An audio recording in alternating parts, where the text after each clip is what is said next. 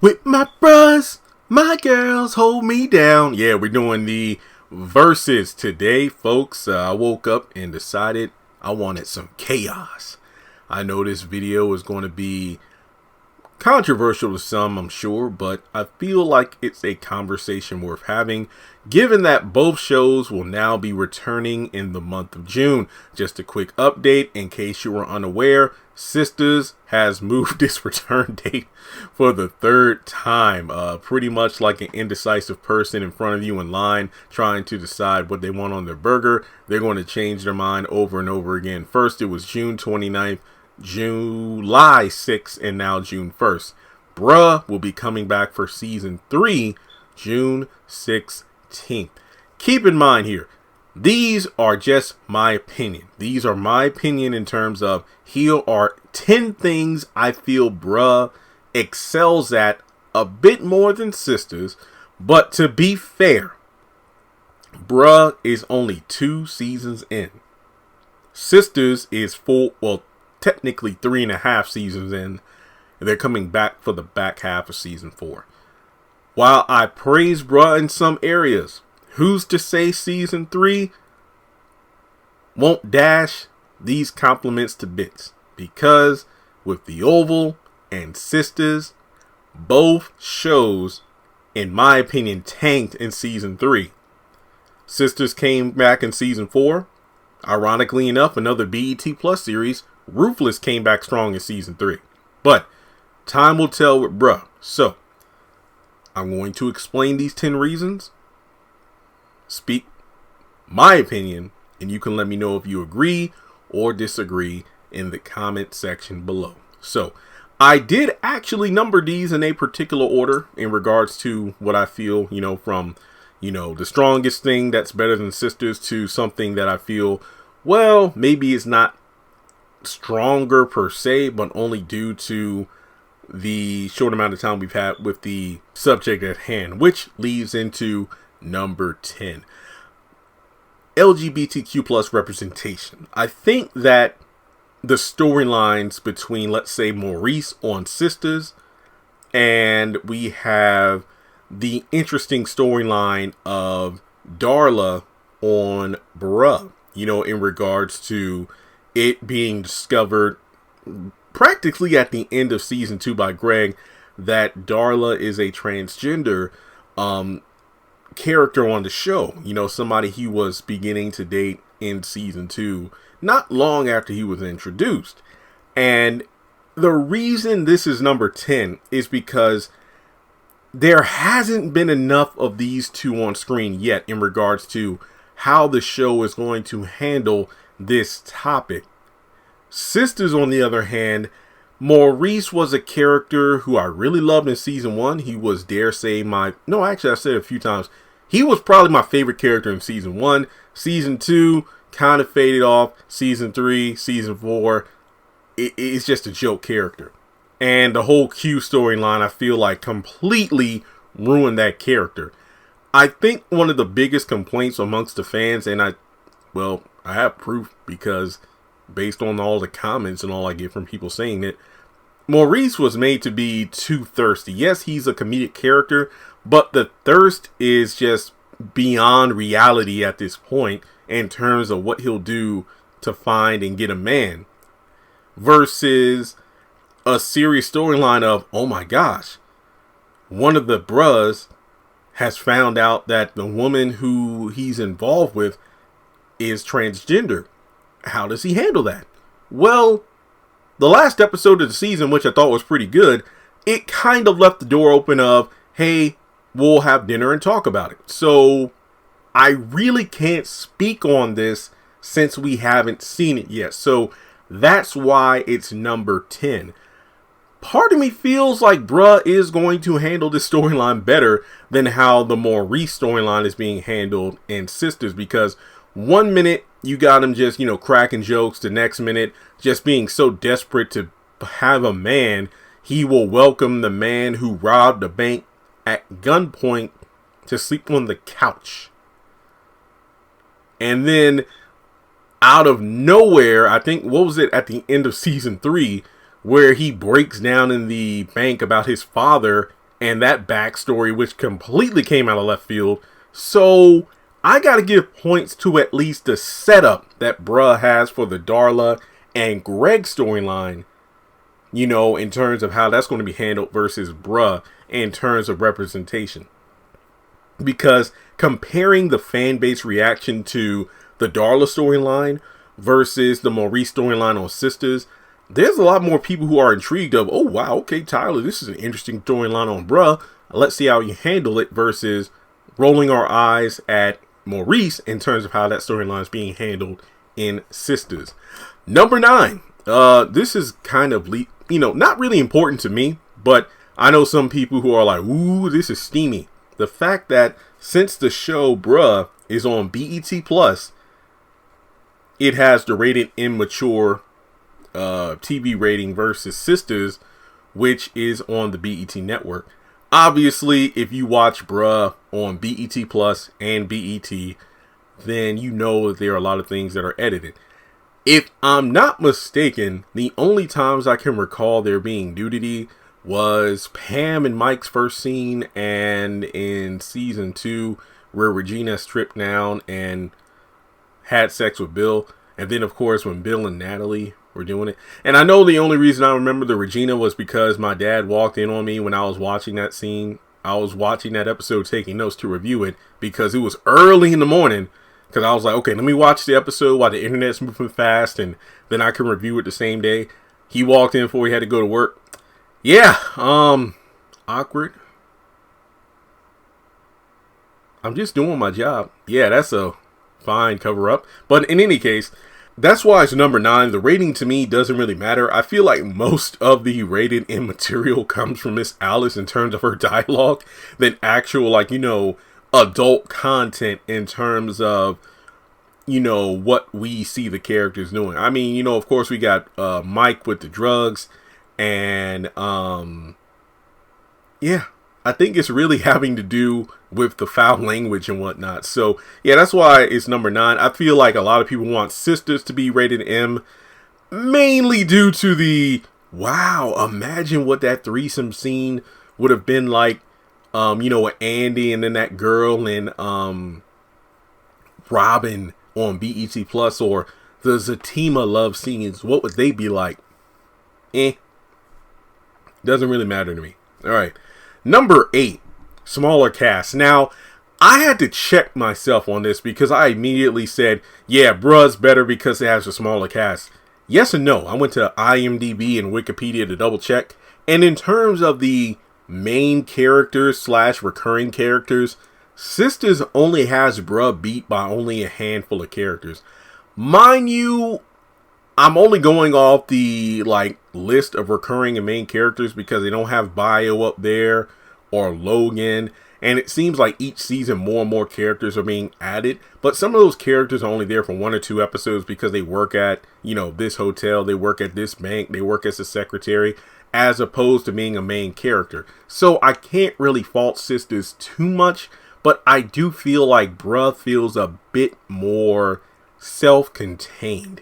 And it's interesting to use that phrase considering the fact that this was originally a spin-off of Sistas. That's not to say that it still isn't, but as the show went on, it definitely felt like its own thing as opposed to being the male Sistas. So I feel like the smaller cast allows us to get to know the characters a bit more. And as a result, it doesn't feel like we're hammering in, 15 new characters each week. And as a result, you really don't care about the characters you see on screen. So I feel like less is more. And that's going to be a phrase used in some of the other descriptions as I go on in the video. Number 7. Serious topics. I feel like, some people at first thought that Mike's addiction was, an ass pull, but actually no. There were signs of this in season 1, which were played up for comedy in regards to how Mike seemed to be completely immature, always, creeping up on Pam whenever she was on a date with somebody, being very territorial and whatnot. And then some of his behavior quirks and habits actually do seem to have the addict stigma attached to it in some ways that you can't really identify, because it's like they say, you never know what's going on inside of a person's psyche and mind just because of how they look and act on the outside. But regardless, I feel like, like I said in number 10, a transgender storyline, or in this case, Mike with a drug habit, the dynamic between a guy who's in his, I think these characters are meant to be in their 30s, I think. So, yeah, pretty much a guy still living with his mom in an apartment instead of having his own place. The idea of the one that got away finding someone who treats her the right way she wanted to, and you can't accept that, Bill and Regina.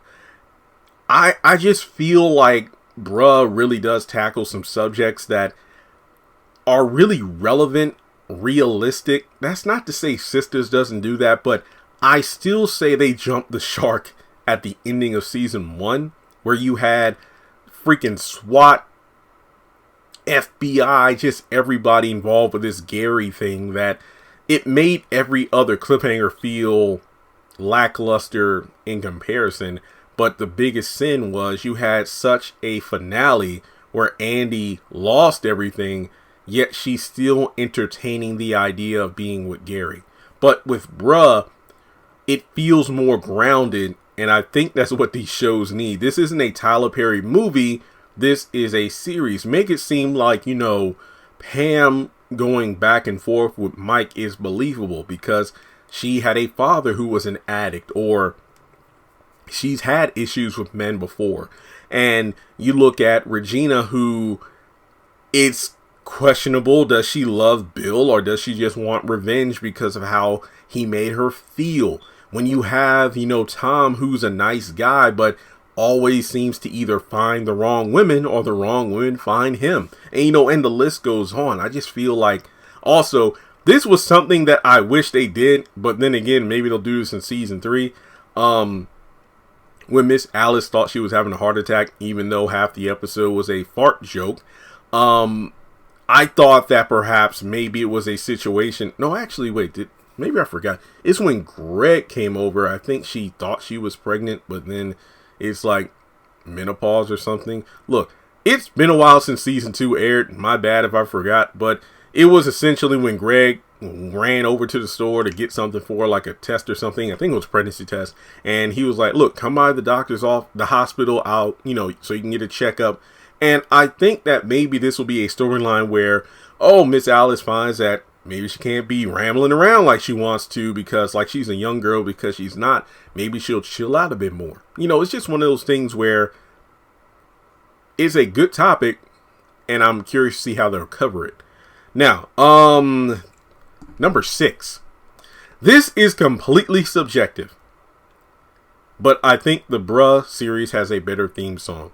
I love the Sistas theme song. I love the opening visuals, but I think Bruh has it beat just because it has a 90s sitcom vibe a la Martin. And based on how this theme song, I still feel that the BET Plus shows have better theme songs than the BET series shows. I mean, Assisted Living is a bop, but when you compare Bruh to Sisters, Ruthless to The Oval, the BET Plus shows have it. Just my opinion, and I'm still. Hey, that's all I gotta say on that. Number 5. Going back to Miss Alice, the fact that Bruh has a wise sage character.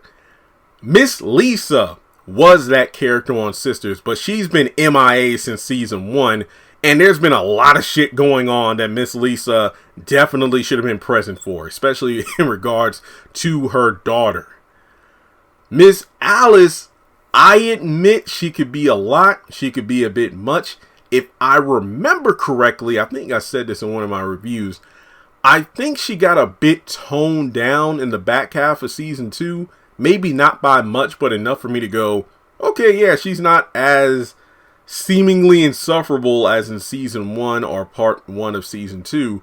But at the same time, when Miss Alice has those heart-to-heart talk, I cannot talk. It sounds like a seal. Heart-to-heart talks with characters like Pam or Regina, or on rare occasions, her son.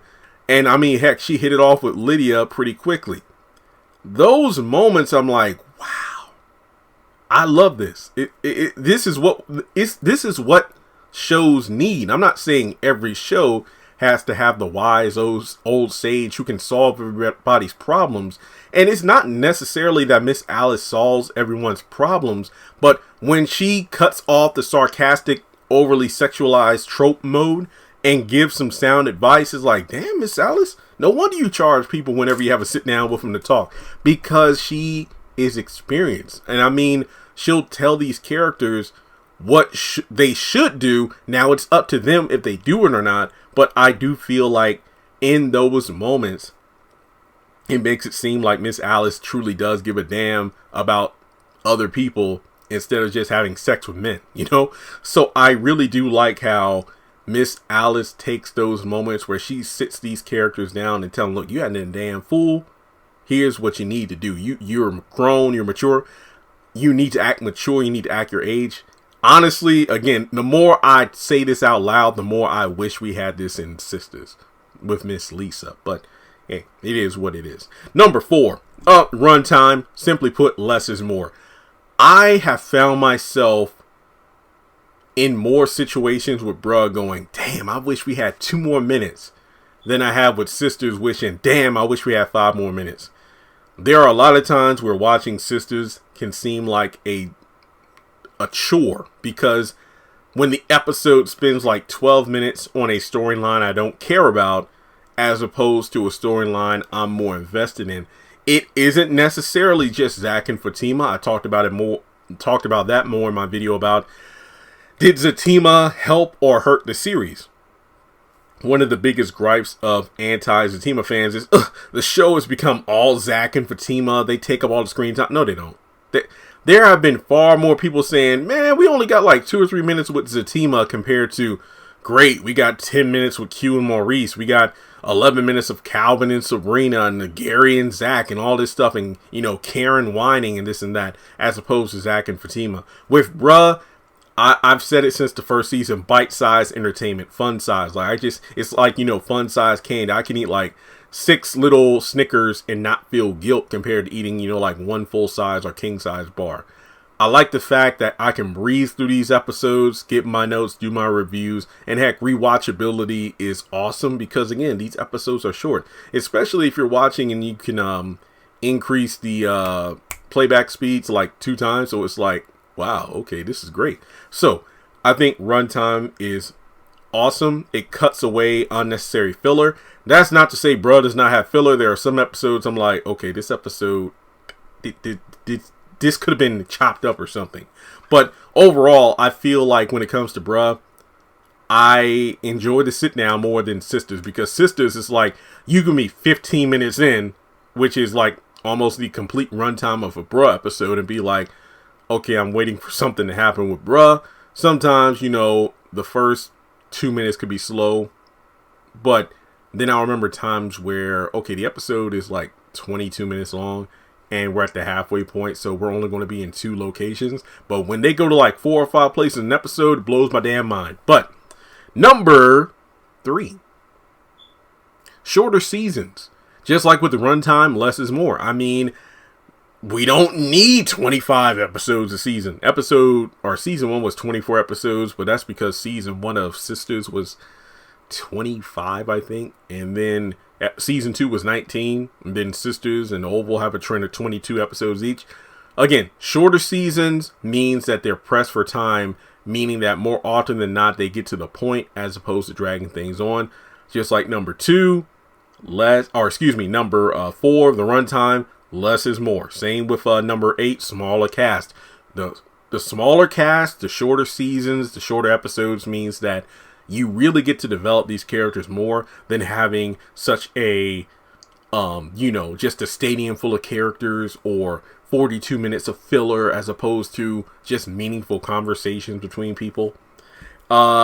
Reason number 2, kind of like in reason 7 in regards to like the serious topic thing, one of the couples actually got married. Bill and Regina got married in season 2.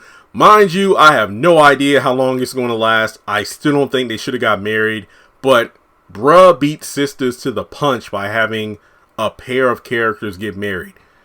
True, Gary and Andy were going to get married in season 3, if not for Karen's intervention.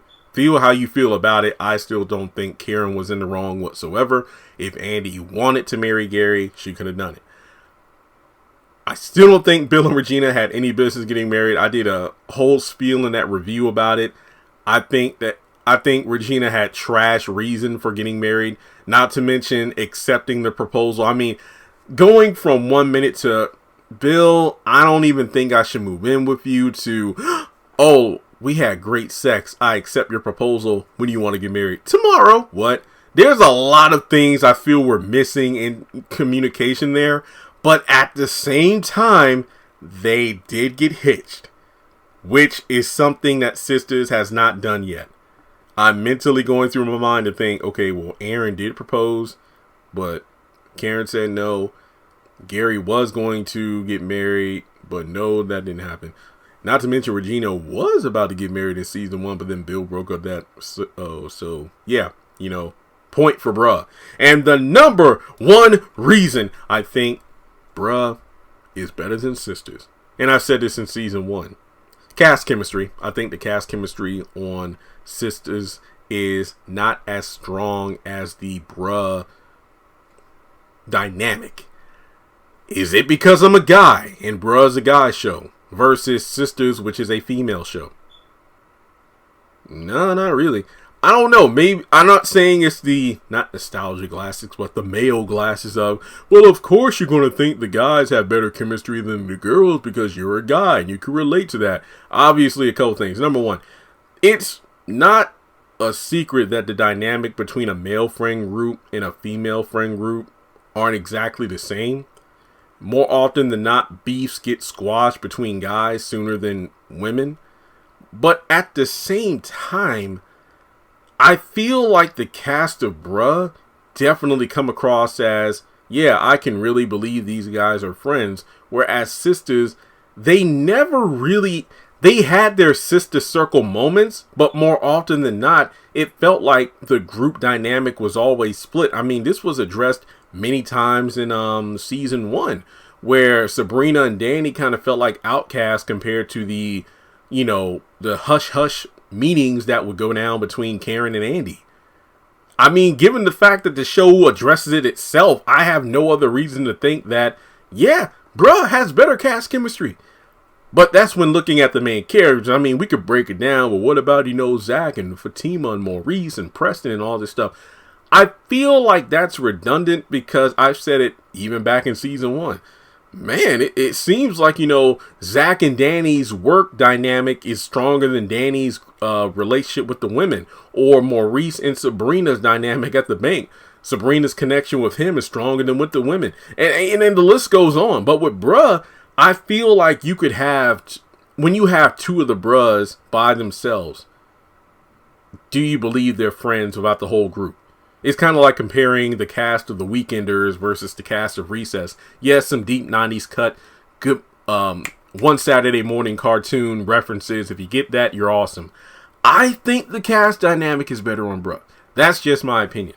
And I feel like, to round things out, I just really do love the fact that as a black man in America, there aren't too many shows where you have a strong group of black leads, that are trying to make it in today's world. More often than not, it's a drama or comedy where it's men and women. That's not to say there aren't main female characters in conjunction with the main male characters in this show, but it's just rare to see. That's why bruh to me is like a breath of fresh air. Sisters, I feel like in its own way it has come into its own, because before it even came out, it's just girlfriends for BET. It's kind of its own thing now. The argument could be made, what's better, sisters or girlfriends? I'm not answering that question. I did videos on that before. Check out the Sistas playlist. But I think bruh in some ways is stronger than Sisters. But that's okay, because we got yet another Sisters spinoff coming out, Zatima. Will this show get the treatment that bruh should have gotten? Probably. But I did a video on that. The fact that wait, didn't I do a video on this recently? Like, Tyler Perry's bruh, the original Sistas spinoff, deserved better. I mean, I still don't know why this show does not have official social media pages. Just saying. So, do you agree with my 10 reasons? Let me do a quick run through. Number 10, LGBTQ storyline / representation, Darla versus Maurice. Number 9, BET Plus, the M rating versus the rating on the BET network that Sistas has. Number 8, a smaller cast than Sistas. Number 7, serious topics that are, being discussed and written into the show, like Mike's addiction. Number 6, Bruh's theme song being better than Sistas. Number 5, the wise sage character of Miss Alice. Number 4, shorter runtime. Number 3, shorter season. Number 2, Bill and Regina getting married. And number 1, cast chemistry. Thanks so much for tuning in. Like I said at the beginning of the video, Bruh will be returning on June 16th for season 3 on BET Plus. Hit the subscribe button. Hit the thumbs up button to show you like the video. Follow me on social media. Links are in the description below. Hit the bell icon and select all. That way you do not miss out whenever I post content on the channel. And with that being said, I will catch you in the next one.